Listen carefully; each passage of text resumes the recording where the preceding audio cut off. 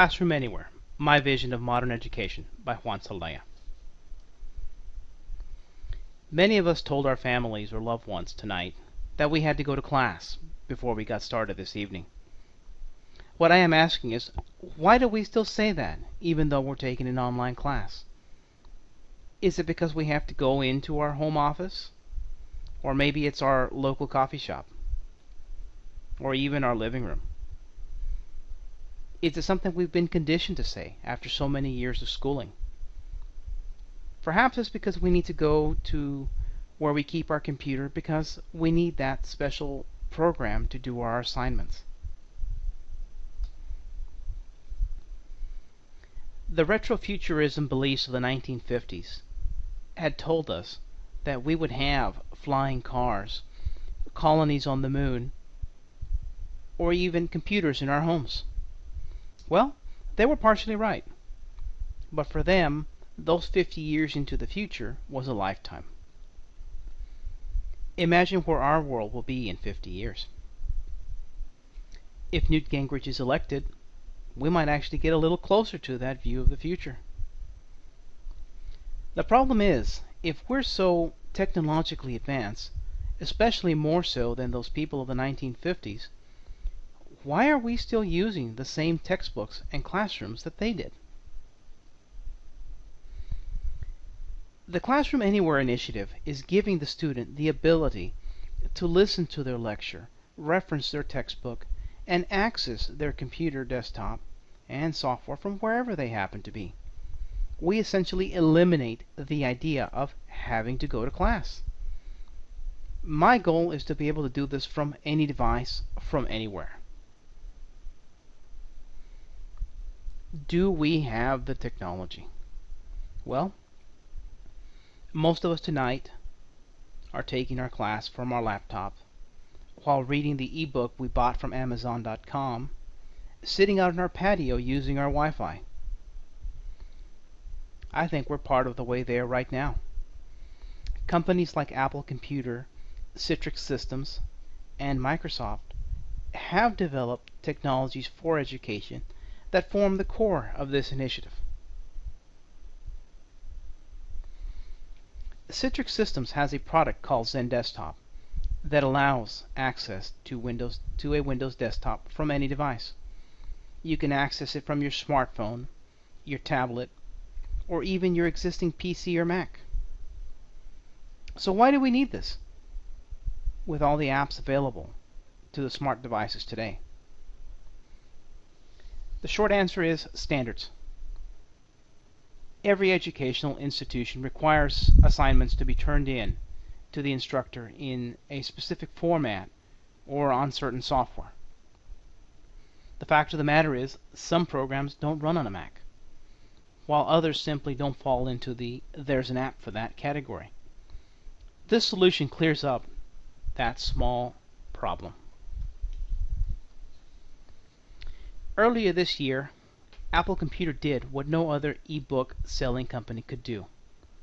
It not only made textbooks truly portable, but then followed it up by releasing the software to the masses to allow anyone to create their own textbook and sell it on their iTunes store. This is the first time I, as a Windows person, will tip my hat to the late Steve Jobs and crew.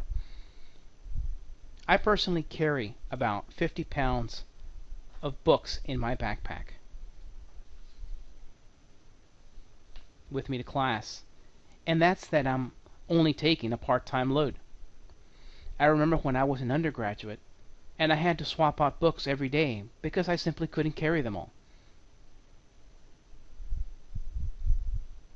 The marvel of this technology not only clears up the logistics of the problem, but the media in these textbooks is as futuristic as it gets.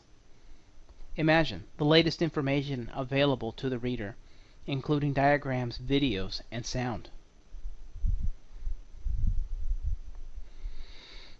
I know many of my Mac users in the audience have just turned their noses up at this slide, but that's okay.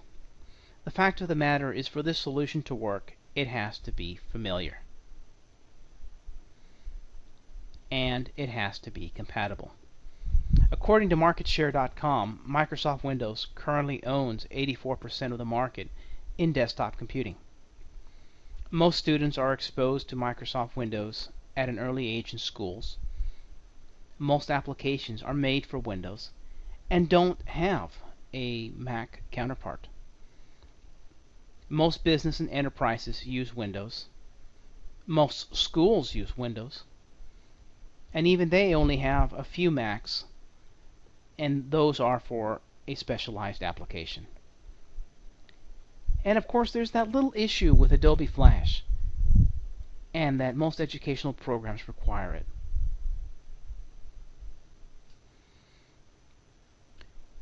We lastly need a device. Since iBooks and iTunes are native Apple products, we will initially use the iPad for this solution. This is not to say that other devices will not work, as that this solution is meant to be device agnostic. We simply have to use an alternative solution for the textbooks, which I believe is not too far behind. Can it really all work together? Most technologies will work together. Each is a piece of a larger puzzle. All of the technology in this design will work together. Someone just has to put it together. This, I believe, could be the ultimate instructional tool, as that it is functional, it is modern, and it's fun.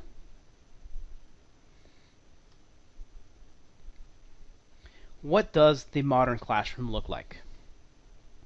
I believe if current cell and satellite technology continues to grow, the classroom could virtually be anywhere. A biologist could teach his course from the center of the Amazon rainforest. An astrophysicist from the International Space Station. Literally, the sky may not be the limit in our lifetime. In any case, they open up the application, something like FaceTime or Skype, an instant lecture from anywhere they happen to be.